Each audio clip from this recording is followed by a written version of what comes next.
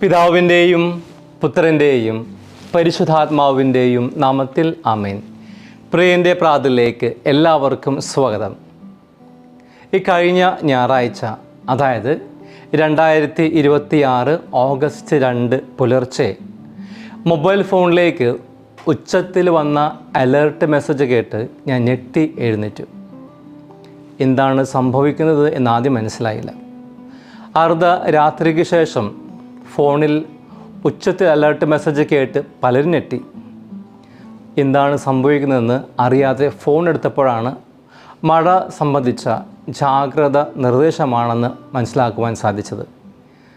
കേരള സംസ്ഥാന ദുരന്ത നിവാരണ അതോറിറ്റിയും ഇന്ത്യൻ കാലാവസ്ഥാ വകുപ്പും ചേർന്ന് ദുരിതബാധിത ജില്ലകളിലെ മൊബൈൽ ഫോണുകളിലേക്ക് ഉയർന്ന ഡെസിബൽ അയച്ച അടിയന്തര സെല്ല് പ്രക്ഷേപണ അലർട്ടുകളായിരുന്നു അവ. റെഡ് അലർട്ട് പ്രഖ്യാപിച്ച ജില്ലകളിലെ മൊബൈൽ ഫോണുകളിലേക്ക് സച്ചേത് മൊബൈൽ ബ്രോഡ്കാസ്റ്റ് അലേർട്ട് സിസ്റ്റത്തിൻ്റെ മുന്നറിയിപ്പായിരുന്നു അത്. അടിയന്തര ഘട്ടങ്ങളിൽ ഉപയോഗിക്കുവാൻ 2026 മെയ്യിലാണ് കേന്ദ്രം ഇത് പരീക്ഷിച്ചത്.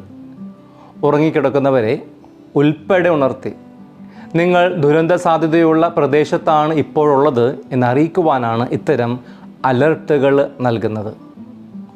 കോടിക്കണക്കിന് മൊബൈൽ ഫോണുകളിലേക്ക് അസാധാരണ ശബ്ദത്തോടെ ഒരേ സമയം അലർട്ടുകൾ നൽകുവാൻ നാഷണൽ ഡിസാസ്റ്റർ അലർട്ട് പോർട്ടലിന് കഴിയും. ദേശീയ ദുരന്ത നിവാരണ അതോറിറ്റിയും ടെലികമ്മ്യൂണിക്കേഷൻ വകുപ്പും ചേർന്നാണ് ഇത് നടപ്പാക്കിയത്. സൈലൻ്റ് മോഡിലോ ഡു നോട്ട് ഡിസ്റ്റർബ് മോഡിലോ ആണെങ്കിൽ പോലും ഈ മുന്നറിയിപ്പ് എത്തുമ്പോൾ ഫോൺ ഉച്ചത്തിൽ ശബ്ദിക്കുകയും സ്ക്രീനിൽ സന്ദേശം തെളിയുകയും ചെയ്യും. ജിയോ ടാർഗറ്റിംഗ് വഴിയാണ് സന്ദേശം എത്തിക്കുന്നത്. സർക്കാരിൻ്റെ ഈ ഒരു സിസ്റ്റത്തെ ഞാൻ അഭിനന്ദിക്കുകയാണ്. അങ്ങനെ സർക്കാരിൻ്റെ ഈ അലേർട്ട് സിസ്റ്റം ഓഗസ്റ്റ് 2 ഞായറാഴ്ച പുലർച്ചെ നമ്മളിൽ പലർക്കും ഒരു വലിയ ഭീതിയാണ് നൽകിയത്. അതിൻ്റെ കൂടെ പ്രകൃതി കൂടെ നമ്മളെ ഭയപ്പെടുത്തിക്കൊണ്ടിരിക്കുകയാണ്. ഈ ദിവസങ്ങളിൽ ശക്തമായിട്ടുള്ള മഴ മൂലം നിരവധി കെടുതികളും ഈ യാതനകളും നമ്മളെല്ലാവരും അനുഭവിച്ചുകൊണ്ടിരിക്കുകയാണ്. നിരവധി പേര് മരിക്കുകയുണ്ടായി. ഒത്തിരിയധികം വീടുകൾ തകരുകയും പല വീടുകൾക്ക് കേടുപാടുകൾ സംഭവിക്കുകയും ചെയ്തു. ഇന്നും നമ്മൾ ഭയത്തിലും ഭീതിയിലുമാണ് ജീവിക്കുന്നത്. ഓർക്കാം, ഈ ഭയത്തിലും ഭീതിയിലും നമ്മൾ ഒറ്റയ്ക്കല്ല. ദൈവം നമ്മുടെ കൂടെയുണ്ട്. ഈശോ നമ്മുടെ കൂടെയുണ്ട്. നമ്മുടെ ദുഃഖങ്ങൾ, നമ്മുടെ ദുരിതങ്ങൾ, നമ്മുടെ യാതനകൾ കാണുന്ന മനസ്സിലാക്കുന്ന ഒരു ദൈവം നമ്മുടെ കൂടെയുണ്ട്. നമ്മുടെ എല്ലാ പ്രതിസന്ധികളിലും കൂടെ ആയിരിക്കുന്ന ഒരു ദൈവം നമുക്കുണ്ട്. ഇന്നത്തെ 3 വായനകളും ഈ ഒരു സന്ദേശമാണ് നമുക്ക് നൽകുന്നത്, കൂടെ ആയിരിക്കുന്ന ദൈവത്തെക്കുറിച്ച്.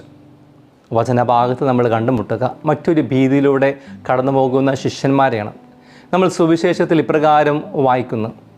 മത്തായി 14, 23 മുതൽ 25 വരെയുള്ള വചനത്തിൽ, അവൻ ജനക്കൂട്ടത്തെ പിരിച്ചുവിട്ടതിന് ശേഷം ഏകാന്തതയിൽ പ്രാർത്ഥിക്കുവാനായിട്ട് മലയിലേക്ക് കയറി.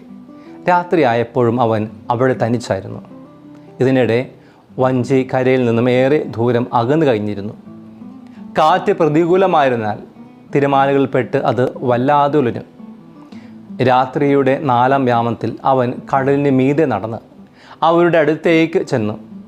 അവൻ കടലിന് മീതെ നടക്കുന്നത് കണ്ട് ശിഷ്യന്മാർ പരിഭ്രാന്തരായി. ഇതാ ഭൂതം എന്ന് പറഞ്ഞ് ഭയം നിമിത്തം നിലവിളിച്ചു. അങ്ങനെ കാറ്റിലും കോളിലും പെട്ട് പ്രതികൂലമായ കാലാവസ്ഥയിൽ നിലവിളിക്കുന്ന ശിഷ്യന്മാരെയാണ് നമുക്ക് ഇവിടെ കാണുവാൻ സാധിക്കുക. എന്നാൽ ഈശോ ഈ പ്രതികൂലമായിട്ടുള്ള സാഹചര്യത്തിൽ അവരുടെ കൂടെയുണ്ട്, അവരുടെ ഏറ്റവും അടുത്തുണ്ട്. ഈശോയുടെ വാക്കുകൾ നമ്മൾ ശ്രവിക്കുന്നു. മത്തായി 14:27 ഉടനെ അവൻ അവരോട് സംസാരിച്ചു, ധൈര്യമായിരിക്കുവിൻ, ഞാനാണ്, ഭയപ്പെടേണ്ട. ഇവിടെ വചനത്തിൽ രേഖപ്പെടുത്തിയിരിക്കുന്നത് ഉടനെ അവൻ അവരോട് സംസാരിച്ചു എന്നാണ്. അതായത് കർത്താവ് അവരുടെ ഏറ്റവും അടുത്തുണ്ടായിരുന്നു എന്നതിന് തെളിവാണ് ഇത്. പ്രതിസന്ധികളിൽ ദൂരെയായിരിക്കുന്ന ഒരു ദൈവമല്ല അവിടുന്ന്, മറിച്ച് നമ്മുടെ ഏറ്റവും അടുത്തായിരിക്കുന്ന ഒരു ദൈവമാണ് അവിടുന്ന്. പ്രതിസന്ധികളിൽ ശിഷ്യന്മാരുടെ കൂടെയായിരുന്ന അതേ ദൈവം നമ്മുടെ ജീവിതത്തിലെ പ്രതിസന്ധികളിലും നമ്മുടെ കൂടെയുണ്ട്. ആ ഒരു ഓർമ്മപ്പെടുത്തലാണ് ഈ ആഴ്ച വചനം നമുക്ക് നൽകുന്നത്. ഇന്ന് കേരളം നിരവധി പ്രശ്നങ്ങളിലൂടെ, പ്രതിസന്ധികളിലൂടെ കടന്നു പോവുകയാണ്. പ്രളയം, ഉരുൾപൊട്ടൽ, അതിശക്തമായ മഴ, വിദ്യാർത്ഥികളിലും യുവജനങ്ങളും വർദ്ധിച്ചു വരുന്ന ലഹരി ഉപയോഗം, വിദ്യാർത്ഥികളിലും മുതിർന്നവരിലും കാണപ്പെടുന്ന ആത്മഹത്യകളുടെ വർധന, കുടുംബ ബന്ധങ്ങളിലെ തകർച്ച, തൊഴിലില്ലായ്മയും കുടിയേറ്റവും, സാമൂഹ്യ മാധ്യമങ്ങളിലൂടെ വളരുന്ന വിദ്വേഷവും അസഹിഷ്ണുതയും, ഇവയൊക്കെ മനുഷ്യൻ്റെ ഉള്ളിലെ കൊടുങ്കാറ്റുകളാണ്, പ്രശ്നങ്ങളാണ്, പ്രതിസന്ധികളാണ്. വചനത്തിൽ നമ്മൾ കാണുന്നു, യേശു ശിഷ്യന്മാരെ കൊടുങ്കാറ്റിൽ നിന്നും രക്ഷിച്ചത് ആദ്യം കടലിനെ ശാന്തമാക്കിക്കൊണ്ടല്ല, അവരുടെ ഭയം ശാന്തമാക്കിക്കൊണ്ടാണ്. നിരവധി പ്രശ്നങ്ങളുടെ, പ്രതിസന്ധികളുടെ കൊടുങ്കാറ്റുകളിലൂടെ നമ്മളായിരിക്കാം കടന്നു പോകുന്നത്. നമുക്കെല്ലാവർക്കും വിഭിന്നമായിട്ടുള്ള പ്രശ്നങ്ങളായിരിക്കാം, പ്രതിസന്ധികളായിരിക്കാം. ഒരാളുടെ പ്രതിസന്ധി ആയിരിക്കില്ല മറ്റൊരു വ്യക്തിയുടെ പ്രതിസന്ധി. ശിഷ്യന്മാരോട് സംസാരിച്ച അതേ കർത്താവ് ഇന്ന് നമ്മോടും പറയുന്നത് അതേ വചസ്സുകളാണ്. ധൈര്യമായിരിക്കുവിൻ, ഞാനാണ്, ഭയപ്പെടേണ്ട. കർത്താവ് നമ്മുടെ ഏറ്റവും അടുത്താണ് ആയിരിക്കുന്നത്. ആ കർത്താവിൻ്റെ തിരു സാന്നിധ്യം മനസ്സിലാക്കുവാനും തിരിച്ചറിയുവാനും നമുക്ക് സാധിക്കണം. ആയതിനാൽ ജീവിതത്തിലെ പ്രശ്നങ്ങൾ, പ്രതിസന്ധികൾ, കൊടുങ്കാറ്റുകൾ ഇവയെല്ലാം ഒരു ആത്മീയ അലർട്ടായിട്ട് നമുക്ക് കണക്കാക്കാം. കർത്താവ് നമ്മുടെ കൂടെയുണ്ടെന്ന് ഓർമ്മിപ്പിക്കുവാനാണ് ഈ ആത്മീയ അലർട്ടുകൾ. അവയ്ക്ക് നമ്മളെ ഒരിക്കലും നശിപ്പിക്കുവാൻ സാധിക്കില്ല, നമ്മൾ തളർത്തുവാനായിട്ട് സാധിക്കില്ല, നിരാശയിലേക്ക് കുപ്പുകുത്തുവാനായിട്ട് ഒരിക്കലും അവയ്ക്ക് സാധിക്കില്ല. അതിൻ്റെ കാരണം ഒന്നേ ഉള്ളൂ, ഈശോ നമ്മുടെ കൂടെയുണ്ട്. 2 ആഴ്ചകൾക്ക് മുൻപ് എനിക്ക് പരിചയമുള്ള ഒരു യുവാവ് എന്നെ ഫോണിൽ വിളിച്ചു അവൻ്റെ സങ്കടങ്ങൾ പങ്കുവയ്ക്കുണ്ടായി. സംസാരം തുടങ്ങി കുറച്ച് കഴിഞ്ഞപ്പോൾ അവൻ പൊട്ടിക്കരയാൻ തുടങ്ങി. അവൻ പറയുകയായിരുന്നു, അച്ഛോ, ഞങ്ങൾക്ക് ആരുമില്ല ഞങ്ങളെ സഹായിക്കുവാൻ.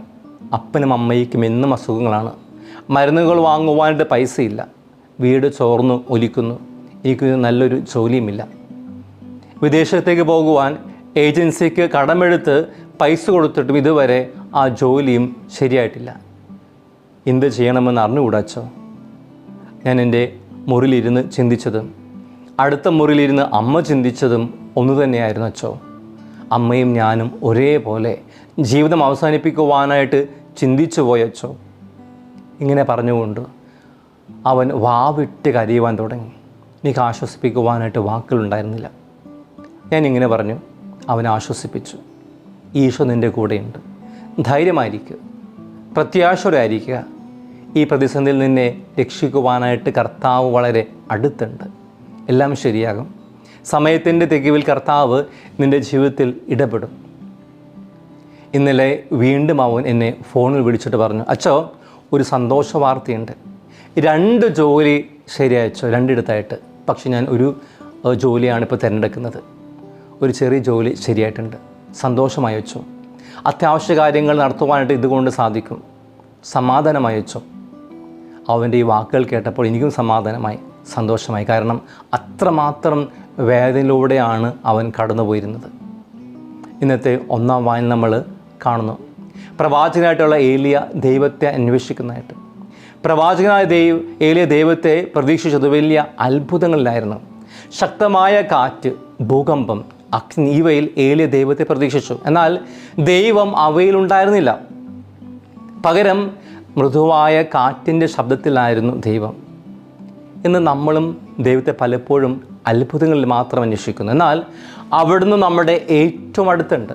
അതൊരു പക്ഷേ ഒരമ്മയുടെ പ്രാർത്ഥനയിലായിരിക്കാം, ഒരച്ഛൻ്റെ ത്യാഗത്തിലായിരിക്കാം, ഒരു ഡോക്ടറുടെ സേവനത്തിലായിരിക്കാം, ഒരു സന്നദ്ധ പ്രവർത്തകൻ്റെ കരുണയിലായിരിക്കാം, ഒരു വൈദികൻ്റെ ആശ്വാസ വാക്കുകളായിരിക്കാം. ദൈവം ഇന്ന് നമ്മോട് സംസാരിക്കുന്നു പല വ്യക്തികളിലൂടെ, വിവിധ സന്ദർഭങ്ങളിലൂടെ, പല സാഹചര്യങ്ങളിലൂടെ. വിശുദ്ധ അഗസ്റ്റിൻ ഇങ്ങനെ പഠിപ്പിക്കുന്നു, God is closer to us than we are to ourselves. നാം നമ്മോട് തന്നെ ഉള്ളതിലും അടുത്താണ് ദൈവം. പത്രോസ് യേശുവിൻ്റെ വാക്കുകൾ കേട്ട് വെള്ളത്തിന് മീതി നടന്നു. പക്ഷേ കാറ്റിലേക്ക് നോക്കിയപ്പോൾ മുങ്ങിത്തുടങ്ങി. ഇന്ന് നമ്മുടെ ജീവിതത്തിലും ഇതാണ് സംഭവിക്കുന്നത്.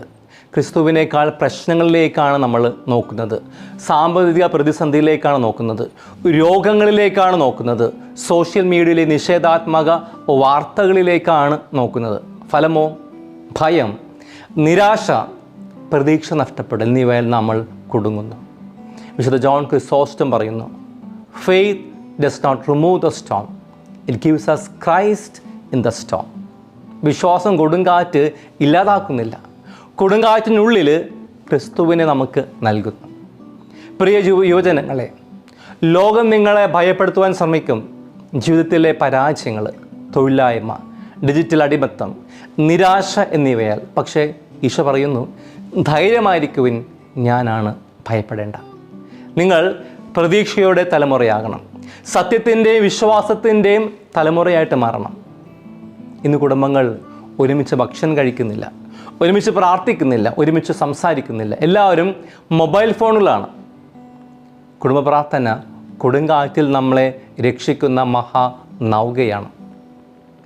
ഇന്നത്തെ സുവിശേഷത്തിൽ യേശു കൊടുങ്കാറ്റിനെ ഉടനെ മാറ്റിയില്ല. ആദ്യം ഈശോ പറഞ്ഞു, ധൈര്യമായിരിക്കുവിൻ, ഞാനാണ്, ഭയപ്പെടേണ്ട. ഇന്ന് കേരളത്തിൻ്റെ എല്ലാ കൊടുങ്കാറ്റുകളിലും, പ്രകൃതി ദുരിതങ്ങളിൽ, കുടുംബ പ്രശ്നങ്ങളിൽ, യുവജനങ്ങളുടെ പ്രതിസന്ധികളിൽ, രോഗങ്ങളിൽ, ഏകാന്തതയിൽ ക്രിസ്തു നമ്മോട് പറയുന്നു, ധൈര്യമായിരിക്കുവിൻ, ഞാനാണ്, ഭയപ്പെടേണ്ട.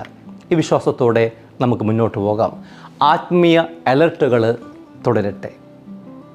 പിതാവും പുത്രനും പരിശുദ്ധാത്മാവും നിങ്ങളെ അനുഗ്രഹിക്കട്ടെ. ഈശോ മിശിഹായിക്ക് സ്തുതിയായിരിക്കട്ടെ.